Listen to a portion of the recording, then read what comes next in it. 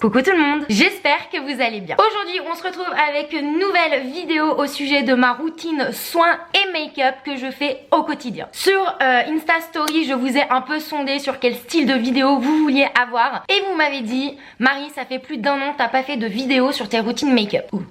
Ce qui n'est pas faux en soi, mais c'est vrai que c'est pas forcément un domaine où je suis la plus calée ni la plus à l'aise. Je me suis dit, quitte à faire une vidéo, autant sortir de sa zone de confort et de vous proposer cette vidéo. Alors je vous préviens tout de suite, je ne suis pas une professionnelle, je fais vraiment mon make-up, mes techniques du quotidien. Alors je sais qu'il y a certaines étapes qui vont sembler bizarres, voire chelou, mais je pense que tant que ça nous correspond et que le résultat est là, c'est le principal. Vous êtes prêts? Are you ready? 3, 2, 1, c'est parti. On commence la vidéo avec ma tête. C'est bonus, c'est cadeau. J'ai juste nettoyé mon visage car je sors de la douche et maintenant je vais vous parler des soins que j'utilise. Tous les matins, j'utilise la crème de chez Filorga, c'est la Lift Structure.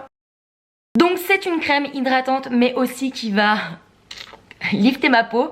Non, c'est surtout pour aussi prévenir les premières apparitions des rides. Et oui les filles, il faut commencer assez tôt à entretenir sa peau parce que les rides, bah, ça nous tombe dessus sans qu'on s'y attende. Après avoir appliqué ma crème de jour, j'applique mon sérum pour les yeux. Donc c'est le Blue Serum Eye de chez Chanel. Donc ce sérum en fait il est revitalisant et il hydrate toute la zone de mes cernes parce que je ne sais pas vous mais moi le matin quand je me réveille on a l'impression que j'ai un océan qui s'est stocké au niveau de mes paupières. C'est à dire que j'ai les yeux mais tout gonflés, c'est ultra moche. Donc j'applique mon sérum et je tapote. Alors pourquoi je tapote quand je le mets? Bah tout simplement c'est pour faire recirculer le sang au niveau de mes yeux. Voilà, ma routine de soins est assez sommaire, j'utilise que 2 produits mais moi ça me convient parfaitement. Donc surtout utilisez des produits adaptés à la typologie de votre peau. Moi j'ai une peau ultra sèche donc j'ai besoin qu'elle soit ultra hydratée et aussi je suis en train d'un peu d'anticiper les prochaines rides. On va passer à la routine make-up. Alors on est au mois de juin, je sais, et j'utilise encore du fond de teint. Très clairement, on a perdu le printemps cette année, il a disparu, il est parti en congé, on ne sait pas où il est allé.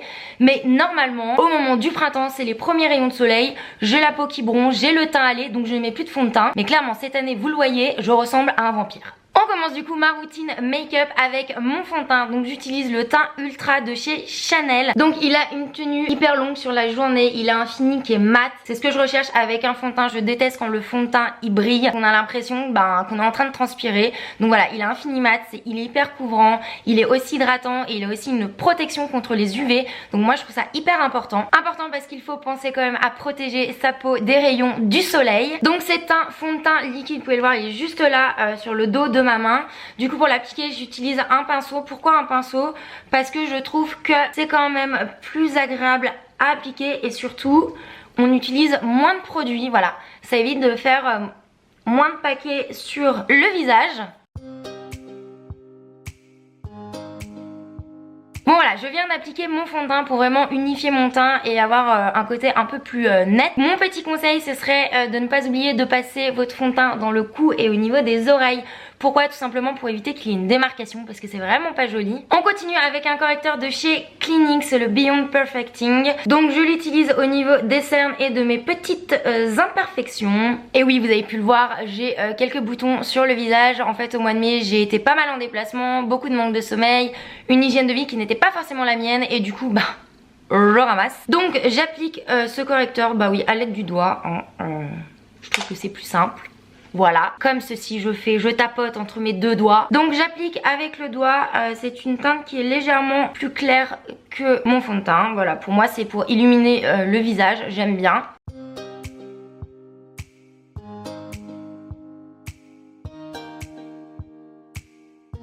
Donc voilà, je viens d'appliquer mon correcteur. Bien sûr ce correcteur vous pouvez l'utiliser aussi sur vos petits boutons. Moi je le mets vraiment au niveau des cernes pour illuminer mon regard. On continue toujours sur la zone des yeux avec en fait une poudre compacte de chez Maker Forever. C'est vraiment le produit révolutionnaire de mon quotidien. Donc c'est une poudre blanche dite compacte. Et en fait je la mets vraiment au niveau de la zone des cernes, des yeux surtout. Pourquoi? Eh bien tout simplement pour éviter que le correcteur que je viens de mettre fasse des pâtés et aussi que mon mascara, parce que j'en mets en bas des cils pour éviter que mon mascara en fait ne bave. Voilà, donc j'ai fait ma base make-up, donc le fond de teint, le correcteur et un peu de poudre compacte. Maintenant on va passer à l'étape des yeux. Alors je sais que apparemment il faut d'abord faire le teint, le blush et tout ça, mais moi je n'y arrive pas. Donc chacun fait comme il veut, mais moi j'aime bien commencer par les yeux. On va commencer le make-up avec la partie des sourcils. Vous pouvez le voir bien sûr, je ne le cache pas. Vous voyez, j'ai des trous au niveau des sourcils. Tout simplement, vous le savez, j'ai un toc qui s'appelle la Tricotillo Manie. Donc tout simplement, je m'arrache les sourcils. Du coup, pour un peu camoufler les dégâts, j'utilise un crayon à sourcils de la marque Couleur Caramel. Donc vraiment, choisissez des teintes pas trop foncées, sinon ça fait très vite faux au niveau des sourcils. Donc bien sûr, j'utilise une petite brosse à sourcils. Celle-ci c'est une Make Up Forever.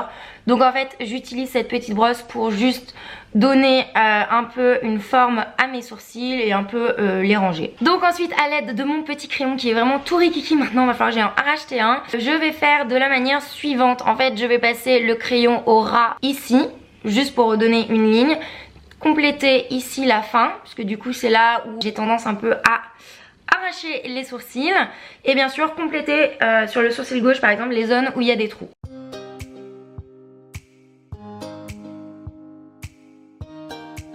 Donc voilà le résultat pour les sourcils. Maintenant on va passer aux cils. Alors moi je suis une fan de mascara, il faut savoir que j'adore en mettre un paquet. Alors je sais, ça ne peut pas plaire à tout le monde, mais après je pense que chacun a le droit d'aimer se maquiller comme il l'entend, comme il le souhaite. Donc ne soyez pas étonnés si je mets au moins 5-6 couches. C'est juste que j'adore avoir énormément de mascara. Je pense que si je devais choisir une chose dans ma routine make-up, genre le produit indispensable, ce serait mon mascara. D'ailleurs vous, n'hésitez pas à me dire en commentaire quel serait votre produit make-up, mais genre indispensable. S'il fallait en choisir qu'un seul, ce serait lequel? Bon, qui dit fan de mascara dit exigence totale sur les mascaras. Voilà, donc en ce moment, je suis en train de tester le Eye Catching de chez Bourjois Paris. Le Eye Catching de chez Bourjois, donc c'est une nouveauté et en fait, c'est un agrandisseur de regard. Je voulais vous montrer la brosse parce que pour moi les brosses sont hyper importantes dans un mascara. Et celle-ci a des picots plutôt longs et il y a assez de produits dessus.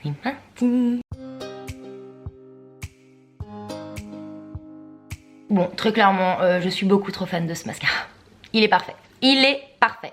Vous voyez, là j'ai mis 2 couches, vous pouvez en rester à 2 couches. Voilà, je viens d'appliquer mon mascara et comme d'hab, je m'en mets de partout. Donc je n'ai pas de solution miracle à part des cotons-tiges. Bon voilà, l'étape mascara est finie. Je suis vraiment très contente de ce mascara parce qu'il allonge vraiment bien les cils. Ça ouvre de ouf le regard. Du coup, on va passer à la suite. Donc quand je suis motivée, je me fais un trait d'eyeliner. Sinon, je ne fais plus rien.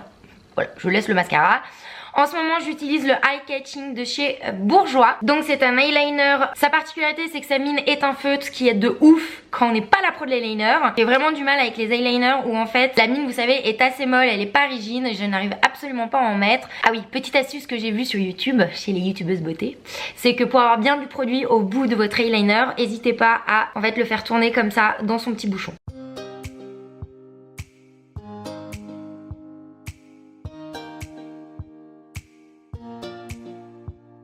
J'ai aussi appris sur YouTube, grâce aux youtubeuses beauté, que ça ne servait à rien de tirer son œil comme ça quand vous voulez mettre un trait d'eyeliner. Bon, moi je vous avoue je le fais encore des fois parce que ça m'aide plutôt pas mal, sinon je galère de ouf. Et aussi autre chose, en story des fois je m'amuse à vous faire des petites vidéos tuto make-up.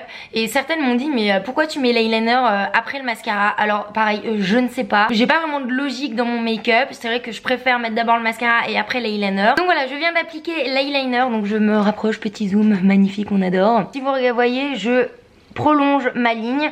Alors pourquoi je fais ça? Tout simplement pour avoir un effet toujours plus grand au niveau du regard et aussi un œil on va dire de biche. Petite astuce, si vous voulez faire un trait sur le côté, il vous suffit de placer votre mine d'eyeliner sur le coin de l'œil, vous tirez vers le haut, donc vous faites déjà un premier trait et ensuite il vous suffit de compléter la zone. Ici vous avez votre trait, là vous avez un autre trait et en fait vous complétez. Voilà, c'est un peu du coloriage. C'est comme ça que je fais. La seule technique que j'ai trouvée pour arriver à faire un trait d'eyeliner à peu près correct. Dernière étape de mon make-up, au niveau des yeux, j'utilise la palette de chez Smashbox.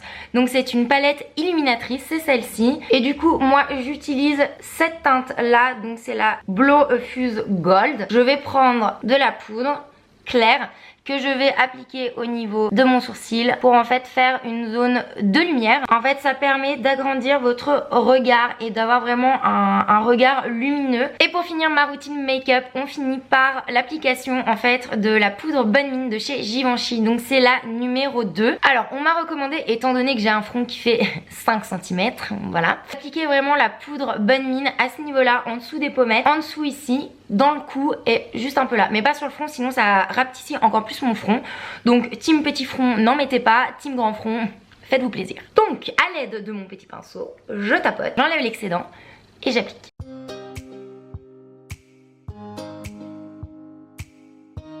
Alors la poudre Bonne Mine, c'est un truc que ma maman faisait déjà petite, je la voyais faire. Et c'est vrai que c'est uniquement la seule chose que j'applique pour vraiment avoir un effet Bonne Mine. Ça donne un teint hâlé, on a l'impression qu'on a pris le soleil alors que pas du tout. Mais voilà, j'adore. Je suis pas très fan des blushs avec les tons rosés, je trouve que ça me correspond pas. Donc je vais vraiment sur la poudre Bonne Mine. J'ai une délicatesse incroyable quand je me maquille. Et puis moi j'en mets un petit peu sur l'arête du nez quand même. Donc voilà, je viens de mettre ma poudre Bonne Mine. Je le complète également avec un enluminateur de chez Make Up Forever.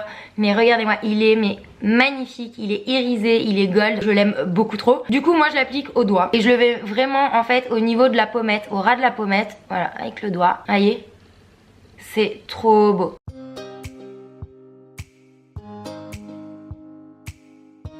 Alors vous n'êtes pas obligé d'en mettre autant hein, si vous n'êtes pas à l'aise, mais regardez, ça illumine vraiment toute la zone de l'œil. Pour ne pas faire de jaloux, j'en mets aussi sur l'arête du nez, comme ceci, assez grossièrement, et sur le bout du nez.